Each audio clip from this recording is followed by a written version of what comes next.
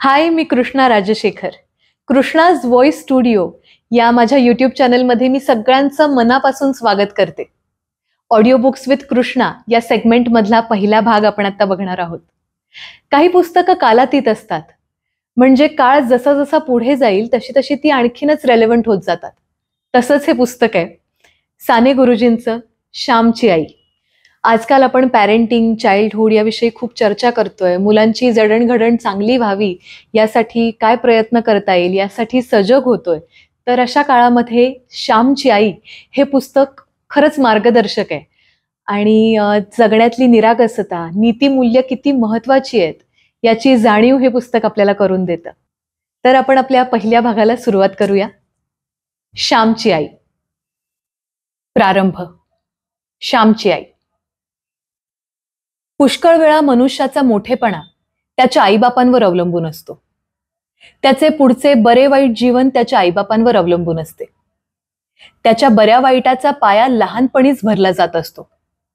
पाळण्यात असतानाच, आईच्या अंगाखांद्यावर खेळत असतानाच पुढील जीवनाच्या विकासाचे बी पेरले जात असते.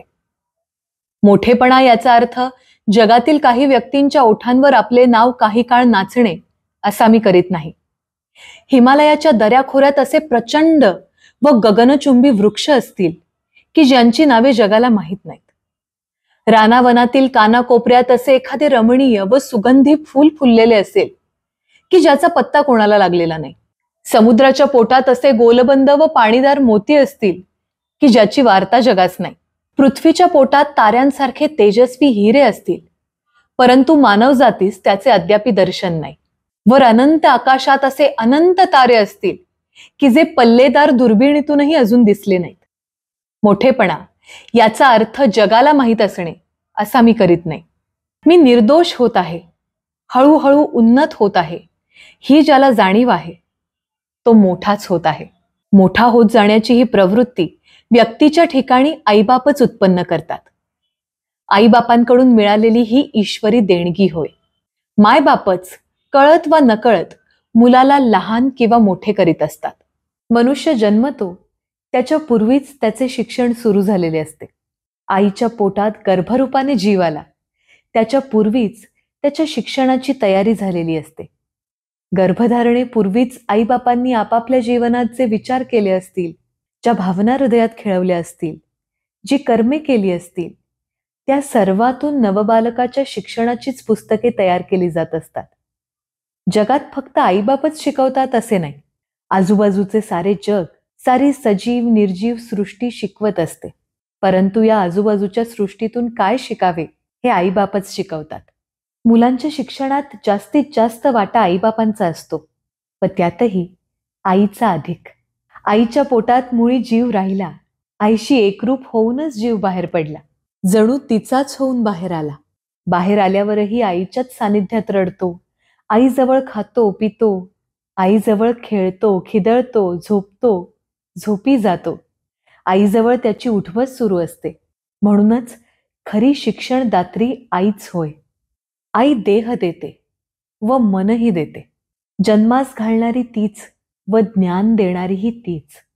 लहानपणी मुलांवर जे परिणाम होतात ते दृढतम असतात. लहानपणी मुलाचे मन रिकामे असते.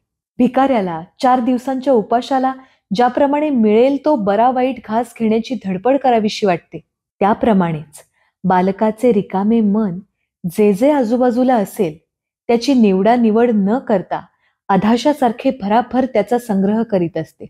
अगदी लहान 2-4 महिन्यांच्या मुलाला जर बाहेर अंगणात ठेवले तर आजूबाजूच्या हिरव्या हिरव्या झाडामाडांचा त्याच्या मनावर, त्याच्या शरीरावर इतका परिणाम होतो की त्याच्या मनासही रंग येतो असे बायका म्हणतात.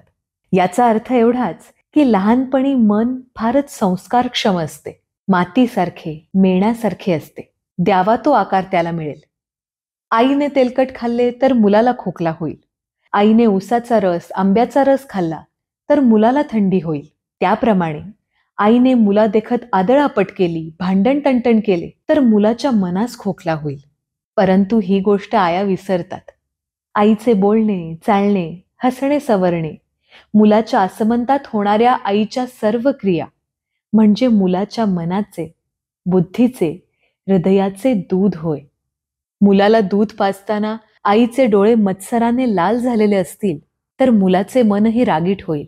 अशा प्रकारे मुलाचे शिक्षण हे मातेवर, पित्यावर, आप्तेष्टांवर, सभोवतालच्या सर्व सजीव निर्जीव सृष्टीवर अवलंबून आहे. मुलांच्या समीप फार जपून वागावे. वातावरण स्वच्छ राखावे. सूर्यचंद्रांना माहीत असो वा नसो, त्यांच्या किरणांनी कमळे फुलतात ही गोष्ट खरी. आईबापांना व इतर लोकांना माहीत असो वा नसो, त्यांच्या कृत्यांनी मुलांच्या जीवनकळ्या फुलत असतात हे खरे.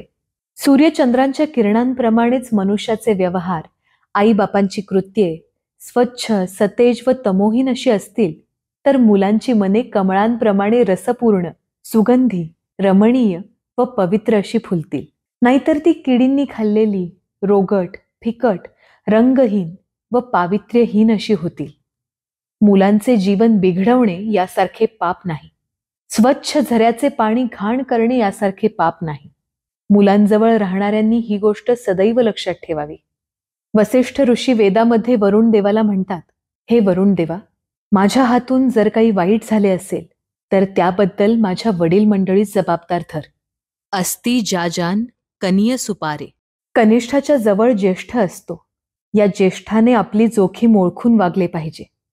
आईबापांनी, शेजाऱ्यांनी, गुरुजींनी सर्वांनी लहान मुलांचा विकास सदैव डोळ्यांसमोर ठेवून त्यांच्याजवळ वागावे. श्यामला त्याच्या भाग्याने थोर माता मिळाली होती. दररोज तो आपल्या आईला मनात धन्यवाद देत असे. कधी कधी 4 अश्रूंनी तिचे तर्पण करीत असे. आश्रमातील इतर सारे सवंगडी आपापल्या जीवनातील नानाविध बरे वाईट अनुभव परस्परांना सांगत असत. आपल्या सोबत्यांच्या जीवनकथा ऐकताना कधी कधी एकाएकी श्यामचे डोळे भरून येत असत. त्यावेळी स्वतःच्या जीवनातील तसल्याच स्मृती त्याला येत असत. श्याम, तू सर्वांचे ऐकून घेतोस, पण स्वतःचे मात्र का रे काहीच सांगत नाहीस, असे त्याचे मित्र पुष्कळदा त्याला म्हणत. एके दिवशी असाच आग्रह चालला होता. श्याम भरल्या आवाजाने म्हणाला, माझ्या स्वतःच्या पूर्वजीवनाची स्मृती करणे मला फार शोकदायक वाटते.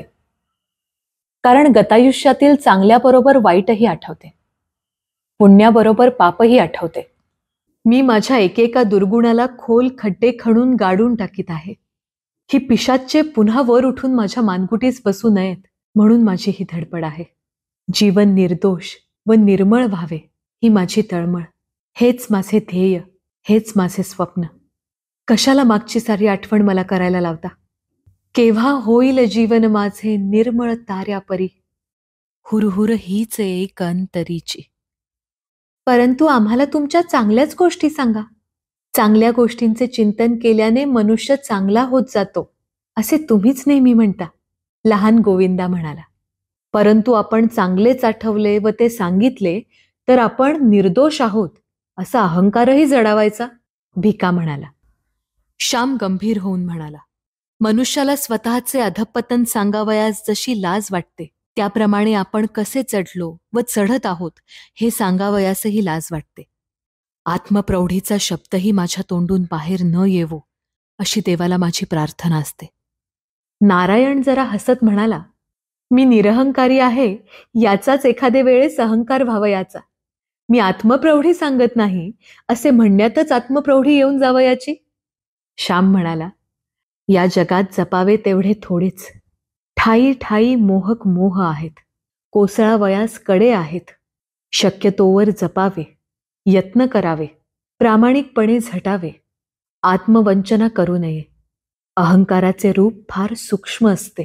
सदैव सावध राहिले पाहिजे. श्यामचा प्रेमळ मित्र राम म्हणाला, आपण का एकमेकास परके आहोत? तू व आम्ही अद्याप एकरूप नाही का झालो? आपल्या आश्रमात आता खासगी असे काही एक नाही. आपण सारे एक. जे आहे ते सर्वांच्या मालकीचे. तू आपली अनुभव संपत्ती का बरे चोरून ठेवतोस? तुझ्याजवळ वादविवाद आम्हाला करावयाचा नाही. आम्हाला सांगण्यात कसली आहे प्रौढी, कसला आहे गर्व? तुझ्या जीवनात ही माधुरी, ही सरलता, ही कोमलता, हे प्रेम, हे गोड हसणे, ही सेवावृत्ती, ही निरहंकारिता, कोणतेही काम करण्यास लाज न वाटण्याची वृत्ती, हे सारे कोठून आले ते सांग. आम्ही आजाऱ्याची शुश्रूषा करतो, तूही करतोस. परंतु तू आजाऱ्याची आई होतोस. आम्हाला का होता येत नाही? तू आपल्या नुसत्या गोड हसण्याने दुसऱ्याला आपलंसं करतोस, परंतु त्याच्याजवळ 4-4 तास बसून बोलूनही त्याचे मन आम्हाला ओढून का घेता येत नाही? सांग, ही जादू कोठून पैदा केलीस? सांग, तुझ्या जीवनात हा सुगंध कोणी मिसळला? ही कस्तुरी कोणी ओतली? श्याम, वऱ्हाडातील एक दंतकथा तुला माहीत आहे का? एकदा वऱ्हाडात एका श्रीमंत व्यापाऱ्याचे टोलेजंग घर बांधले जात होते. त्यावेळेस एक नेपाळी कस्तुरी विक्या तेथे कस्तुरी विकावयास आला. श्रीमंत व्यापाऱ्याने त्या कस्तुरी विक्यास भाव विचारला. तो कस्तुरी विक्या तिरस्काराने म्हणाला, तुम्ही दक्षिणेतील गरीब लोक काय घेणार कस्तुरी? पुण्याला जाऊन खपली तर पहावयाचे. त्या श्रीमंत व्यापाऱ्यास राग आला. तो म्हणाला, तुझी सारी कस्तुरी मोज, त्या मातीच्या गाऱ्यात मिसळून देतो. कस्तुरीच्या भिंती दक्षिणेतील लोक बांधतात असे उत्तरेत जाऊन सांग. त्या व्यापाऱ्याने सारी कस्तुरी खरेदी केली व गाऱ्यात मिसळून दिली. वऱ्हाडातील त्या घराच्या भिंतींना अजून कस्तुरीचा वास येतो असे सांगतात. श्याम, तुझ्या जीवनाच्या भिंती जेव्हा बांधल्या जात होत्या त्यावेळी कोणी रे तिथे कस्तुरी ओतली? आमच्या जीवनाला ना वास, ना रूप, ना गंध. तुझ्या जीवनाला हा वास कोठून आला? हा रंग कोणी दिला सांग? श्यामच्याने आता राहावे ना. तो गंभीरपणे व गहिवराने म्हणाला, माझ्या आईचे हे देणे. गड्यांनो, माझ्यात जे काही चांगले आहे ते माझ्या आईचे आहे. आई माझा गुरु, आई माझी कल्पतरू. तिने मला काय काय तरी दिले. तिने मला काय दिले नाही, सारे काही दिले. प्रेमळपणे बघावयास, प्रेमळ बोलावयास तिनेच मला शिकविले. मनुष्यावर नव्हे तर गाई गुरांवर, फुलापाखरांवर, झाडामाडांवर प्रेम करावयास तिनेच शिकवले. अत्यंत कष्ट होत असतानाही तोंडातून ब्र न काढता शक्यतो आपले काम उत्कृष्टपणे करीत राहणे हे तिनेच मला शिकविले. कोंड्याचा मांडा करून कसा खावा व दारिद्र्यातही स्वत्व व सत्व न गमविता कसे राहावे हे तिनेच मला शिकविले. आईने जे शिकवले त्याचा परार्धांशही माझ्या जीवनात मला प्रकट करता आला नाही. अजून माझ्या मनोभूमीत बीज फुगत आहे. त्यातून भरदार जोमदार अंकुर केव्हा बाहेर येईल तो येवो. माझ्या आईनेच जीवनात अत्तर ओतले. मी मनात म्हणत असतो, मदंत रंगी करुनी निवास, सुवास देई मम जीवनास. तीच वास देणारी, रंग देणारी मी खरोखर कोणी नाही. सारे तिचे, त्या थोर माऊलीचे. सारी माझी आई. आई आई असे म्हणता म्हणता श्यामला गहिवरून आले.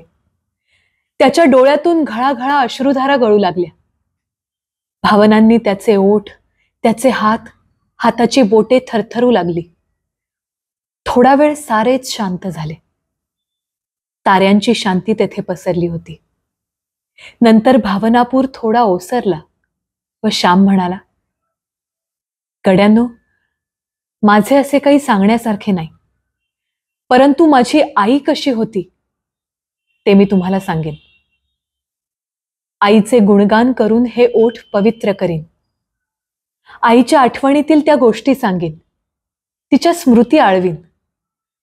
रोज रात्री एक एक प्रसंग मी सांगत जाईन. चालेल का? हो चालेल, सारे म्हणाले. राम म्हणाला, देवाला मागितला 1 डोळा, देवाने दिले 2. गोविंदा म्हणाला, रोजच सुधारस प्यावयास मिळणार, रोजच पावन गंगेत डुंबावयास मिळणार. पुढील प्रकरण नेक्स्ट व्हिडिओमध्ये. तुम्हाला हा व्हिडिओ जर आवडला असेल तर नक्की लाईक करा आणि माझ्या या ऑडिओ बुकच्या चॅनलला सबस्क्राईब करा. आणि हा व्हिडिओ कसा वाटला ते मला कमेंट्समध्ये नक्की सांगा. आपण ऐकतो आहोत श्यामची आई. लेखक साने गुरुजी. अभिवाचक मी कृष्णा राजशेखर.